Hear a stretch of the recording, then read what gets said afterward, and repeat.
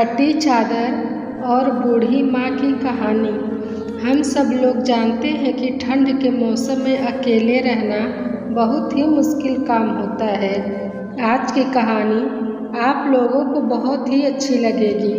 बात उन दिनों की है जब ठंड बहुत ज़्यादा पड़ रहा था। सब लोग अपने बंद कमरों में आराम से सो रहे थे, लेकिन उसी ठंड में एक बूढ़ी माँ अपने बेटे के साथ एक फटी चादर में काँप रही थी। उसके पास एक ही चादर था और वो उसका बेटा ही उसे यूज करता था। एक दिन की बात है, उसका बेटा पूछा, माँ कब हम लोग की गरीबी दूर होगी? क्या हम लोग ऐसे ही रहेंगे? अपने बेटे की इस तरह की बात सुनकर वह बूढ़ी माँ ने बोला, नहीं बेटा, एक दिन जब तुम बड़े हो जाओगे तो ढेर सारा पैसा कमाना और हम सब लोगों की गरीबी दूर हो जाएगी। माँ की इस बात को सुनकर उसका बेटा बहुत ही खुश हो गया और फिर अपने काम में लग गया। बूढ़ी माँ अपने बेटे को पालने के लिए एक सेठ के यहाँ पर नौकरी करती थी।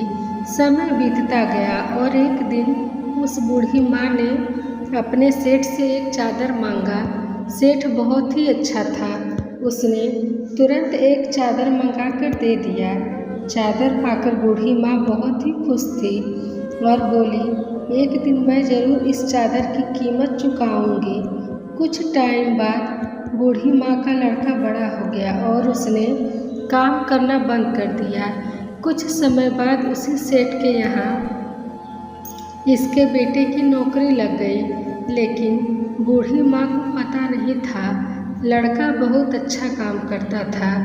उसके काम को देखकर सेठ जी ने उसको एक चादर देने की बात कही। सेठ जी की यह बात सुनकर लड़का बोला, सेठ जी, मैं यह चादर अपनी माँ के हाथों से ही लेना चाहता हूँ। सेठ जी ने कहा, ठीक है। अगले दिन लड़का और सेठ जी उसके घर पर जा पहुँचे। सेठ को देखते ही उसकी माँ पहचान गई और जब सेठ ने बूढ़ी माँ को चादर दिया तो बूढ़ी माँ ने कहा, सेठ जी, मैं यह चादर नहीं लूँगी। सेठ जी ने पूछा, क्यों? बूढ़ी माँ ने बोला, अभी तो एक चादर उधार है, मैं आपका।